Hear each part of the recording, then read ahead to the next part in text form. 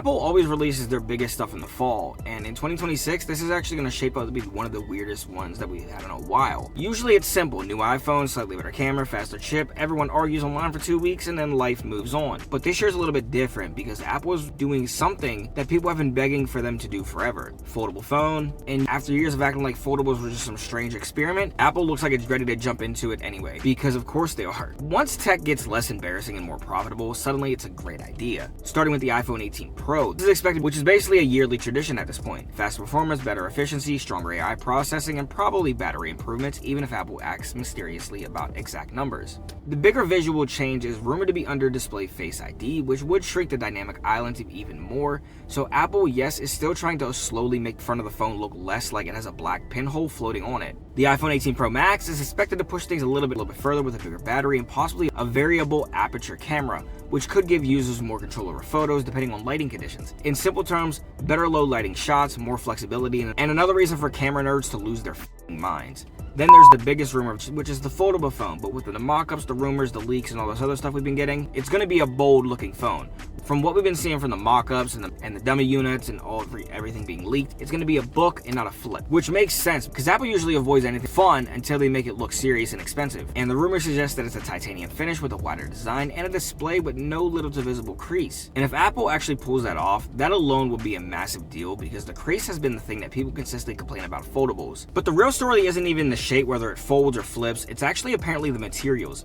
Most foldables today will rely on layers that include flexible plastic films on top of ultra-thin glass, which is why a lot of them still feel a little bit softer than normal phone screens and eventually show wear around the crease. Apple is going to be going a different route with a dual-layered ultra-thin glass design, sometimes called UTG or ultra-thin flexible glass, where the display is basically a sandwich between the layer of glass instead of relying heavily on the plastic base on top. The goal is simple: make it feel more like a real premium iPhone screen and feel less like poking at a futuristic sandwich bag. There's also reports that Apple's going to be using a titanium exterior with a redesigned hinge system to reduce the crease as much as possible, with some leaks even claiming that it can be nearly invisible when it's opened. The iPhone Air 2 is also to be expected, which sounds like Apple is continuing the obsession with making devices thinner and somehow just pretending physics are basically optional. This one is rumored to get the regular A20 chip, battery life improvements, and possible a second rear camera. For $1,000 they can do that. Not flashy, but it's practical, which honestly is probably what most people actually expect and want of an Air 2. Now, outside of the iPhones, Apple is apparently even trying hard with AI-powered hardware. AirPods Pro 3 are rumored to be included with built-in cameras, which sounds ridiculous until you actually realize the goal isn't photography. It's feeding visual data to the AI features. Think object recognition, environmental awareness, and more context-based Siri features. So basically, your earbuds would slowly become tiny wearable computers.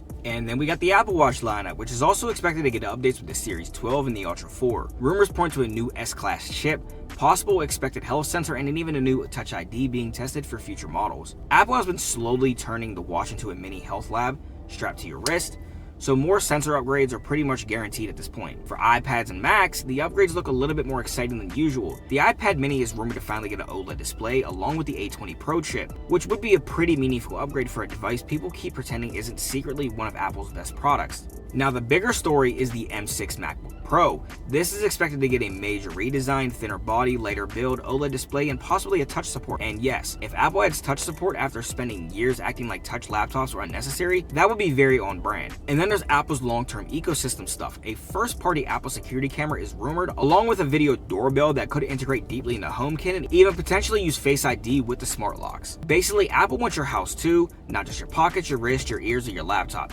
your entire front door. Finally, Apple glasses are still floating around. This is a complete rumor at this time, and these will reportedly work with your iPhone. Focus heavily on Siri and AI features that include built-in cameras for visual intelligence. The big catch is timing. Apple could show them off in 2026, but there's a big report saying that the actual release might not happen until 2027, which honestly feels a little bit more like Apple. Announcing something cool, make everyone talk about it, and then you tell them, boom, wait another year. So overall, 2026 looks like a really normal Apple refresh cycle and more like Apple quietly rebuilding their product lineup. Faster chips are expected, obviously.